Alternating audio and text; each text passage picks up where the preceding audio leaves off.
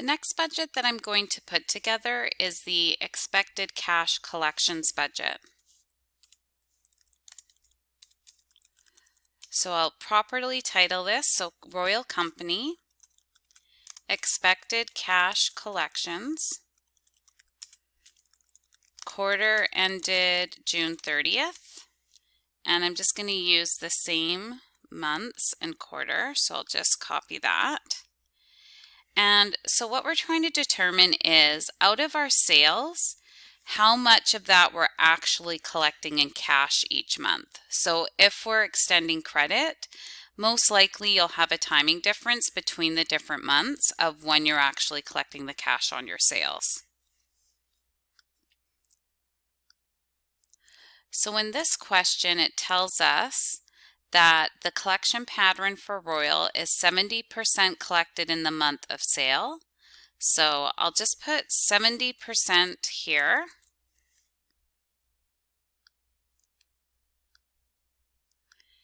And I'll just say month of sale, and then 25% for the month following the sale.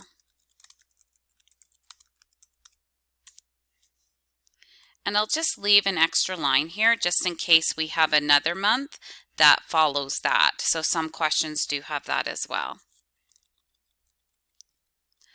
So then when I'm looking at April, I see that I have 200,000, and that is collected in the current month. And then you have 200,000 and multiply that by 25%, and that's collected in the following month. And then because 5% is never collected, this won't ever add up to the 200,000. Let's try May. So 500,000 times 70% is collected in the current month, and then 500,000 times 25% is collected in the following month.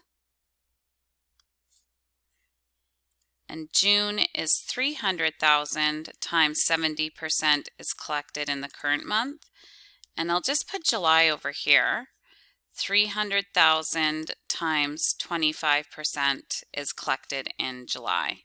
So even though I don't have to report for July, I may need some of the information for July when I'm putting together my other schedules or when I'm putting together my balance sheet or income statement. So I'll just leave it off to the side. Now I do need this number here. So that would be the sales from March. It'd be 25% of those. So the question will either have to give me this number, or I need the information. I need to have the information to calculate it. So in this case, it tells me that the accounts receivable balance was 30,000. So I can just go ahead and put that number in here, 30,000.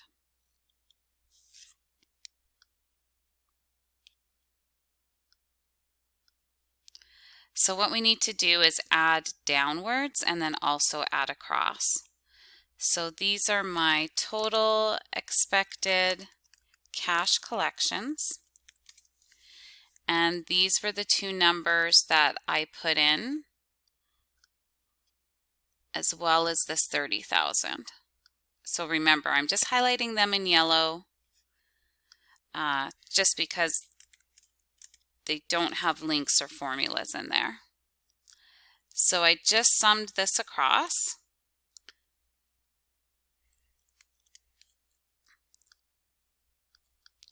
And then we also have to sum this one across too.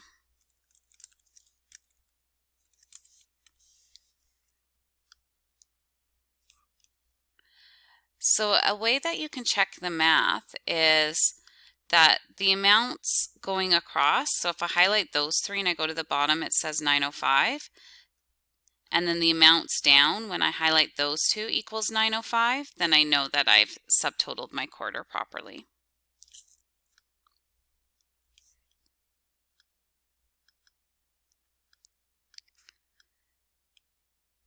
And let's just bold the titles. So now my expected cash collections is complete.